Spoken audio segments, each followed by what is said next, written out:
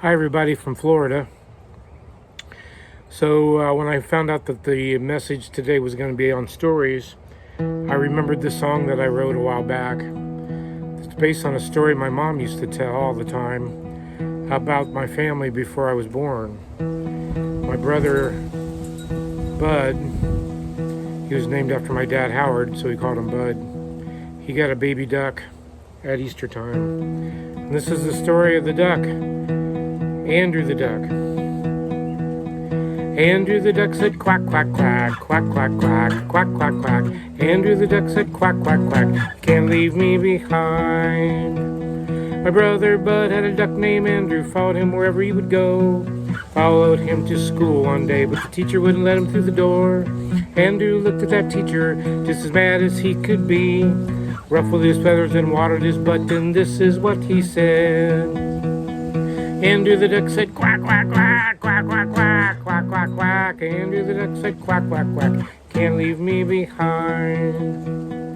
Andrew the duck ate the neighbor's flowers, chased the neighbor's dog, walked in the middle of a busy street and sat down like a log. All the cars were honking their horns, all the drivers were mad. All the neighbors said, get that duck out of here. This is what Andrew said. Andrew the duck said quack, quack, quack, quack, quack, quack, quack, quack, quack. Andrew the duck said quack, quack, quack, can't leave me behind. Diddly dee, diddly dee, diddly diddly dee, diddly doo, diddly doo, diddly diddly dee. So to think of somewhere they could take a duck. Oh. They took that duck out to a lake where he could be set free. Dad rode him out in an old rowboat and set him down gently. Before my dad made it back to the car, that duck was on the road, chasing us down that dusty path, and this is what he said. Andrew the duck said quack, quack, quack, quack, quack, quack, quack, quack, quack. Andrew the duck said quack, quack, quack, can't leave me behind. So I had to think of somewhere else they could take a duck. They took that duck out to a farm where lots of animals live. Cows and horses and sheep and pig and ducks and geese and gilligans, chickens. Bud and Andrew went down to the pond, water so blue and fine. There they saw a family of ducks. And Andrew looked, and Andrew looked again. And Bud said, go on, Andrew. And Andrew followed right behind. Andrew the duck said quack, quack, quack, quack, quack, quack, quack, quack, quack. Andrew the duck said quack, quack, quack, followed right behind. Andrew the duck is happy now, happy now, happy now. Andrew the duck is happy now, follow right behind. That's the story of Andrew the duck. Good morning and welcome to our sacred space. We are the Unitarian Universalist Fellowship of Elkhart, a welcoming community, encouraging religious freedom, nurturing individual spiritual and ethical growth, celebrating diversity, and promoting a just and sustainable world. I am Mary Perrin, and I am a member of the board of this congregation. Welcome to each of you. Good morning and welcome to the Unitarian Universalist Fellowship of Elkhart's worship service. My name is Amy Kaliza DeBeck. My pronouns are she, her, and hers, and it is my privilege and honor to serve the Unitarian Universalists in the Michiana region. I'm so glad to see you today. On Saturday, May 22nd, we had Visiting Home, a 3-hour time slot where people could come and be on the campus and go into the sanctuary and go downstairs and visit church. Some of us for the first time in 14 months. So it was wildly successful.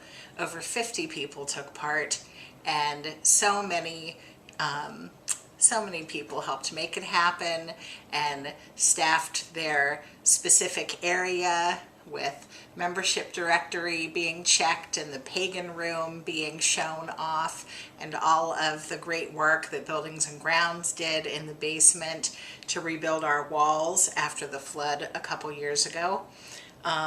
It was just a great event, and I'm really happy to have seen so many of you. I also wanted to let you know that next Sunday, May 30th of Memorial Day weekend, everyone who usually attends service at UUFE is invited to Zoom with the Unitarian Universalists in South Bend. Singer-songwriter Peter Mayer will be leading their service. The subject that he'll be talking and singing about is the Church of What We Know. And that is a Zoom service at 10:30 next Sunday.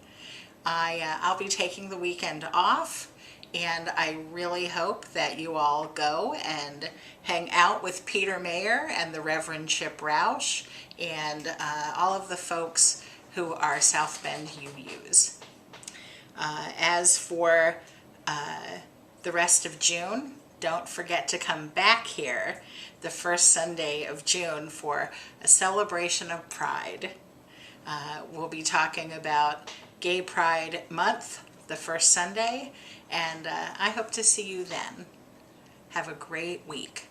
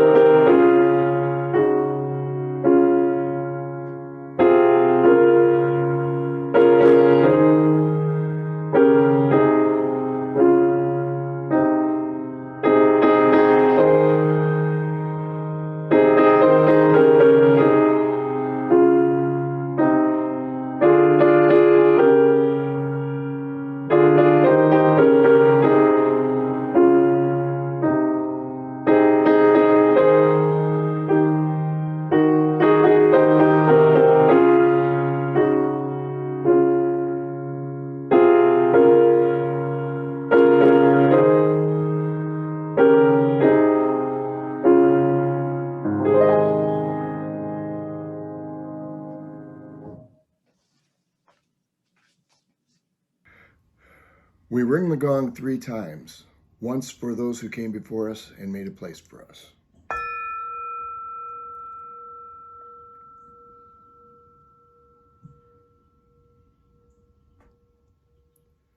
Once for those who are here now.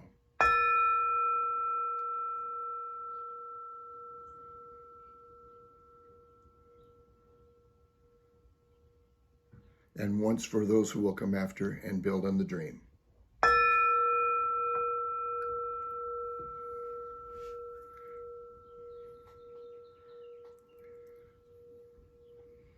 Hear these words of Molly Brewer. My beloved people, I cannot pretend, and so I will not tell you that everything is okay right now, that there is no reason to be angry, that you must be optimistic or at peace. I cannot pretend these things, and so I won't tell them to you.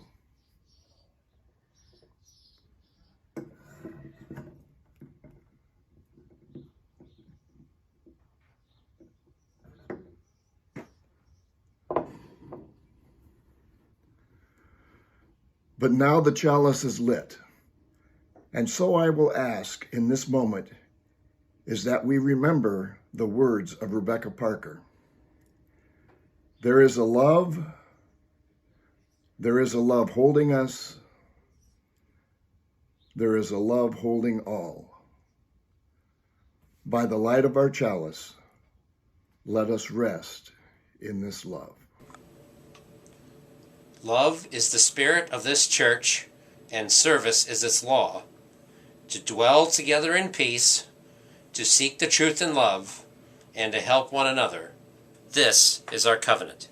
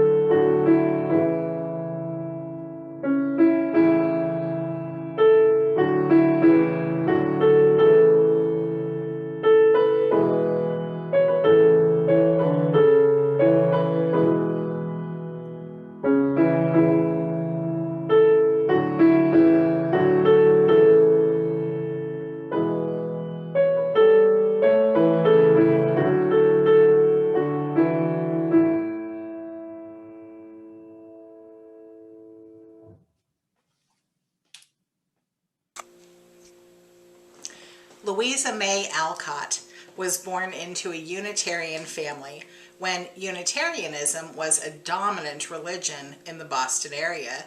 The stories told within her book, Little Women, are centered on Jo, the second oldest of four sisters. Both the author, Alcott, and the character Jo, who's also an author, lived in families which held feminist views and understandings that are, looking back, quite progressive for the time. When I look at the young people I have encountered within our faith, I see a little bit of Alcott in their lives too. Jo and her sisters, Meg, Amy, and Beth, were raised with Unitarian values such as charity and compassion, equality, and a healthy trust in science and logic. The roles of beauty and education were fundamental. Music, plays, literature, languages, and all of the arts were central to the family's life. Today, I strongly advise you to read the book or watch any version of the movie Little Women. Now, in case you watch the newest version from 2019, I have two interesting things to tell you. First, the director, Greta Gerwig, was raised as a UU in California. And the second thing is that I was watching it and I thought, gosh, they sure did a lot of rewriting. But no, all of the dialogue that seemed a little too progressive for the times was actually straight from the book, line for line, published in 1869. So rather than tell you the story Little Women, I hope that you'll read or watch that yourself. Come with me on a stroll through the history and context of our faith that shaped the book. We don't have an official creed, doctrine, or dogma, yet our name is the combination of two doctrines, Unitarianism and Universalism. Our congregation, the UU Fellowship of Elkhart, was founded the same year that those two churches merged, 1961. Children, and specifically the liberal religious education of children, have always been a cornerstone of this fellowship, as well as the whole religion. On a national level, the youth programs and summer camps of the two faiths had been merged way before the adults got their act together. The very idea of Sunday school, which we call any number of things, religious exploration, faith formation, religious education, or often you hear about RE and wonder, who is RE? RE is deeply rooted in the Bostonian Unitarian movement after the Civil War, when Unitarian women wanted to educate children who worked in factories all days, except Sunday, and those children were largely illiterate, so they brought them in on Sunday and taught them how to read and write. One famous forebear in our 20th century church history was Sophia Lyon Fahs. Horace Mann, the founder of America's first public school, was also Unitarian.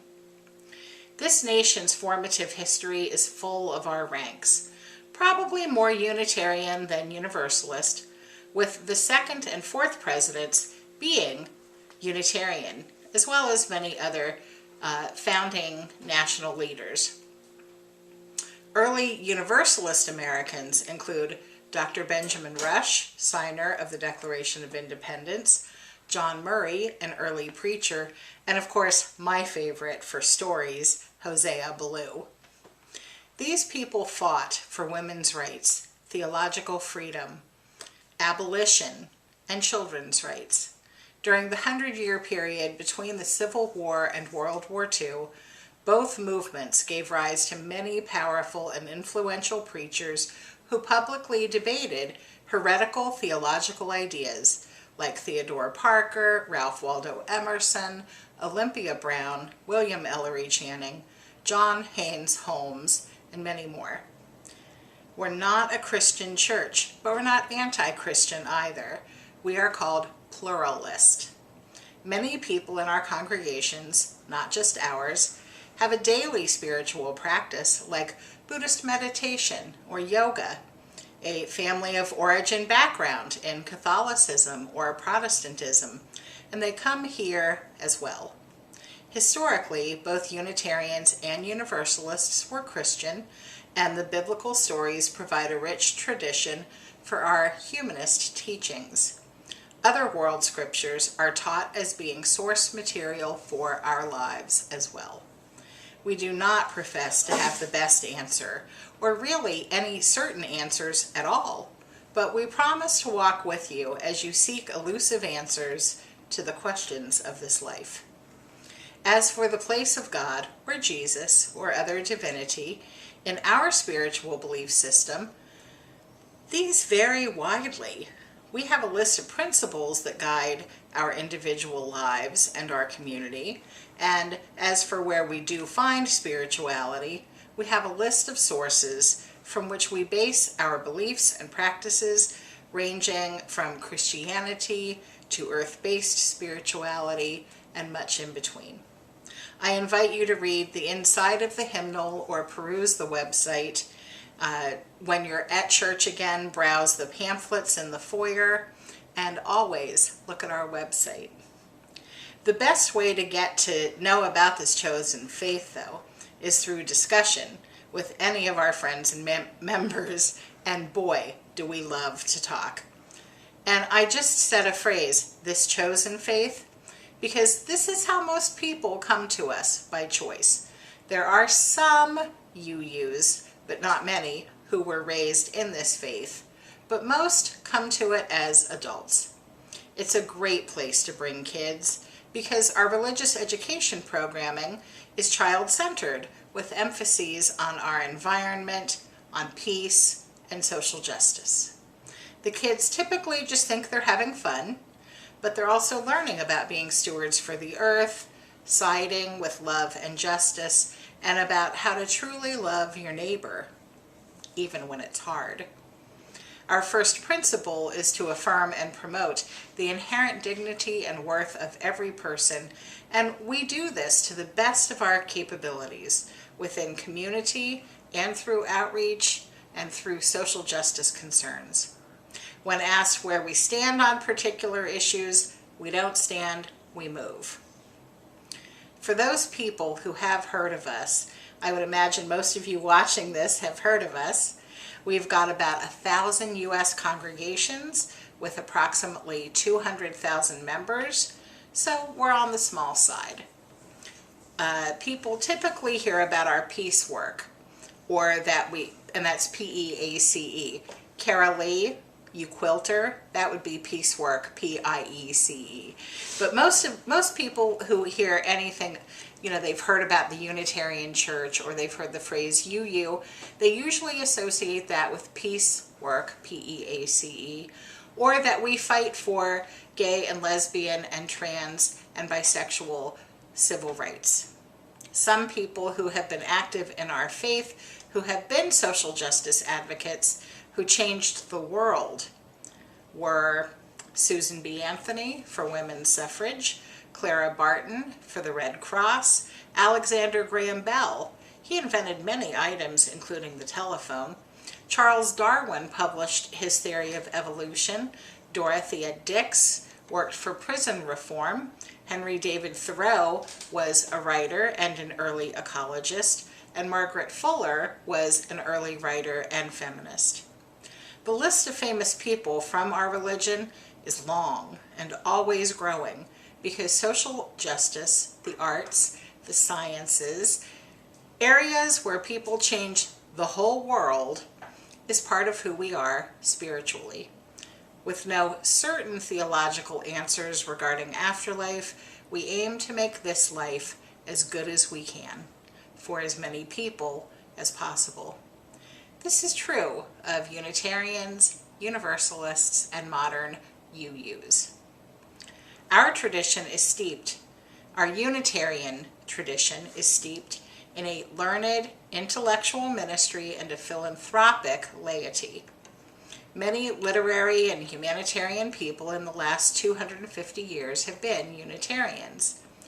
One group that got kind of famous, the Transcendentalists of New England in the 1830s, Thoreau, Emerson, Fuller, and our spotlighted author Elkhart, to name a few, were all in the Unitarian movement of finding transcendence in nature rather than in doctrine.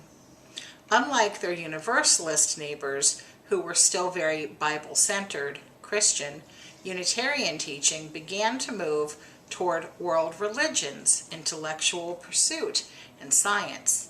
Harvard Divinity School produced many scholars for these Unitarian pulpits. There's a saying that Universalists believe that God is too good to damn anyone, and Unitarians believe they are too good to be damned. This inside joke comes from the rise of humanism within the movement after World War I, when Unitarians decided they'd had it with religion and silly superstition, and secular humanism ruled the day. Having broken off from Trinitarian beliefs regarding the divinity of Jesus centuries before, in the 20th century, many Unitarian churches ceased to espouse Christian teachings, and they halted all sacraments. Following the horrors of World War II, many Unitarians joined into the church boom of the 1950s, but their brand of religion was very different from the Christocentric Protestants. With an emphasis on civil rights and women's liberation, these liberally minded, God-questioning, hard-working Unitarians built large churches like All Souls in Washington, D.C., and they were at the forefront of social reform. The merger in 1961 was for many reasons, among them economic stability.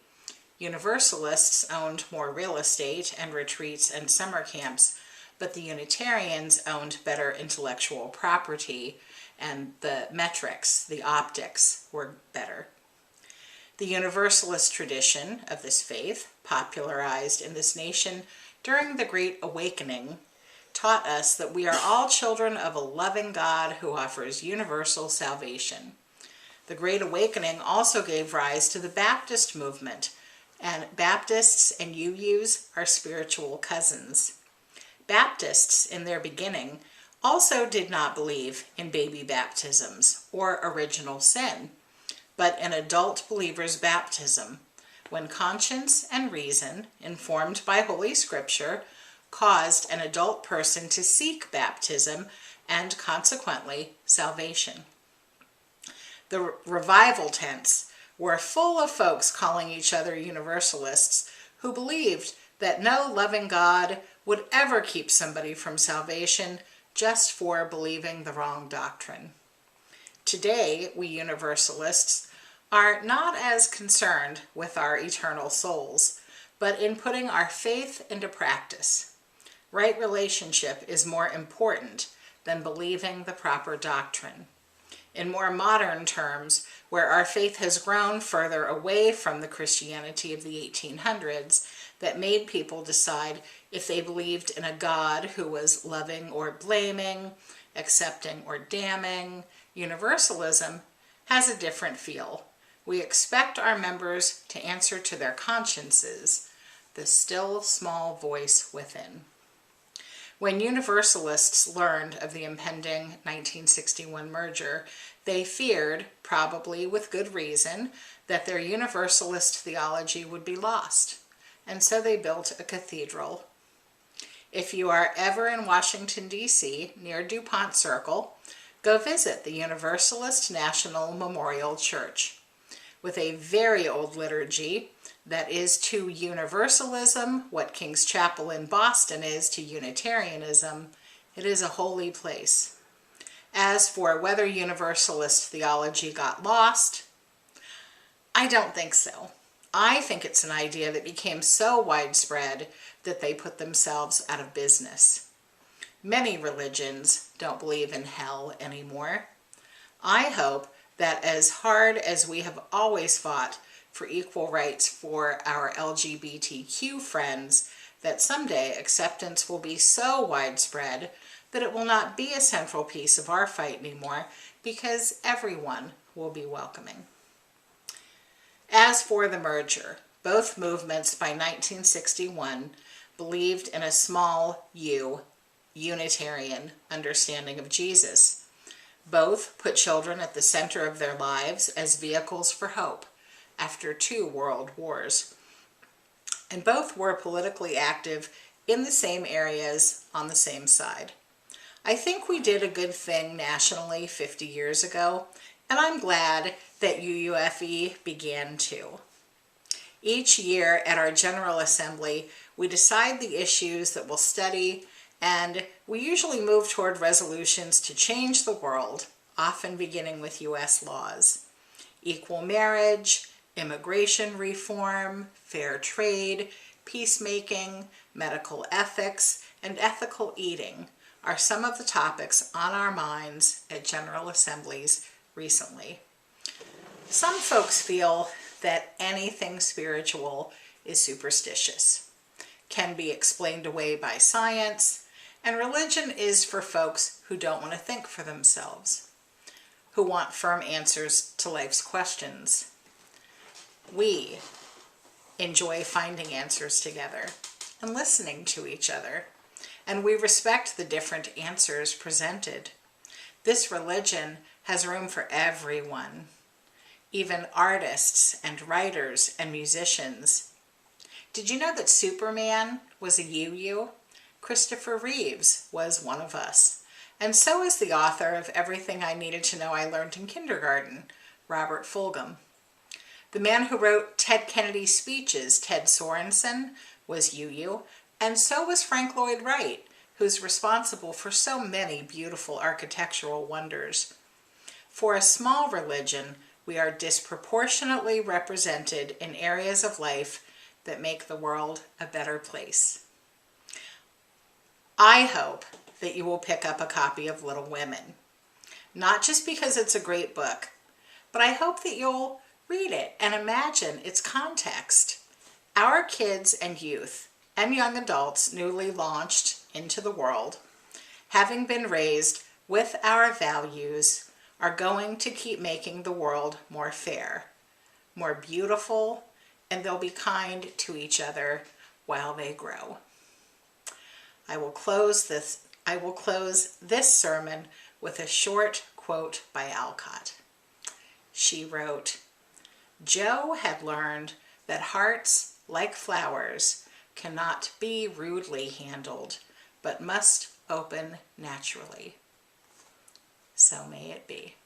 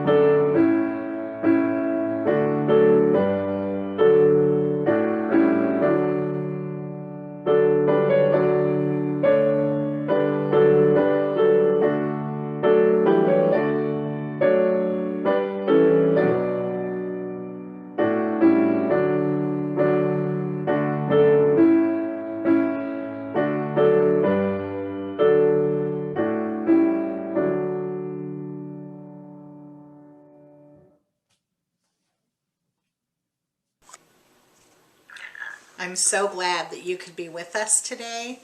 I hope that you'll come back other Sundays too. Our benediction is from that Universalist preacher, John Murray. He said, "Go out into the highways and byways.